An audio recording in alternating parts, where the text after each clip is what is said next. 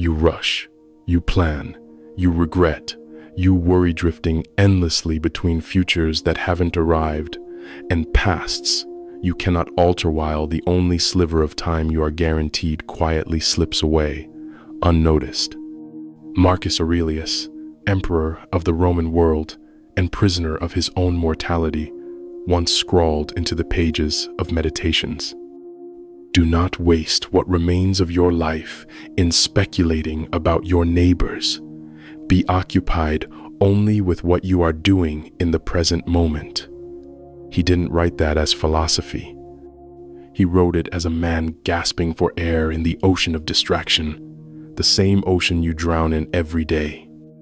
You check your phone, you fantasize about next year, you rehearse conversations that won't happen, but the sword of time swings downward regardless, indifferent to your illusions. To the Stoics, mindfulness wasn't a trend, it was a weapon, a shield, a means of spiritual survival in a world that devours your attention and leaves you hollow.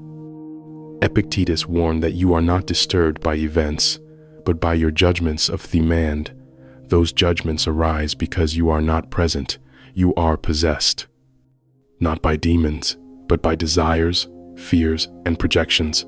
How can you respond with virtue, with courage, with clarity, if you are not even here? The man who is anchored in the now, the man who can hold steady against the storm of thought, that man is untouchable. That man cannot be broken. So ask yourself, where are you right now? Truly, where are you? Are you inside this breath or already gone? You are dying second by second, and yet you act as though you're owed more time. Seneca wrote, "It is not that we have a short time to live, but that we waste much of it." He saw what you refuse to see, that every moment not lived consciously is not merely lost, it is betrayal.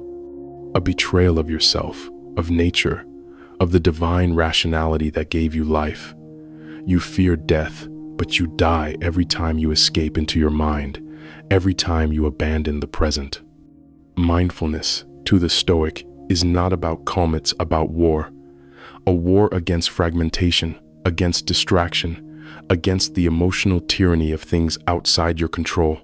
You want peace? Then stop running, stand still, and observe not the world, but yourself.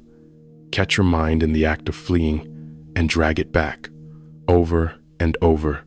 Discipline is not loud, it is quiet repetition. You become what you attend to, and if your attention is scattered, so is your soul. The modern world profits off your detachment. It sells you 1,000 ways to avoid now. Infinite scrolling, endless futures to chase, curated memories to revisit. But the Stoic asks you to wake up, to rip your attention back from the abyss. You were not made to be a ghost haunting the corridors of time. You were made to confront this moment like a warrior, like a sage. Can you feel the weight of your own existence right now? The breath in your lungs?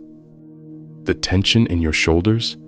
The flicker of awareness that you are alive and aware in this very sliver of eternity? If not, then what the hell are you doing here? You will die. You will lose everyone you love. Your body will fail. Your legacy will fade. And yet, in this very instant, you are given the gift of Noah universe compressed into a heartbeat. Do not insult it by living elsewhere. Even Marcus Aurelius, ruling the most powerful empire on earth, had to remind himself, you could leave life right now. Let that determine what you do and say and think. That is the Stoic prayer. Not to be spared hardship, but to be present through it. To suffer consciously, to act with integrity regardless. You say you want clarity then. Look around you. Everything you need is already in front of you. The sun through the window, the silence between sounds, the pain in your chest, each one, an invitation to come home to yourself. You were not born to be distracted. You were born to be awake. You were born to live fully, to meet life in the arena where it actually happens, right here, right now. So stop waiting for a better moment. Stop rehearsing tragedies that haven't occurred. Stop feeding the ghosts of your past. Take your place fully as a participant in the only battlefield that matters, the present moment. And when you are tempted to flee, to wander, to numb out, remember this: the man who learns to be still in the storm, to act deliberately in chaos, to anchor his soul in the eternal now that man is free. And no one, not fate, not fear, not death, can ever take that from him.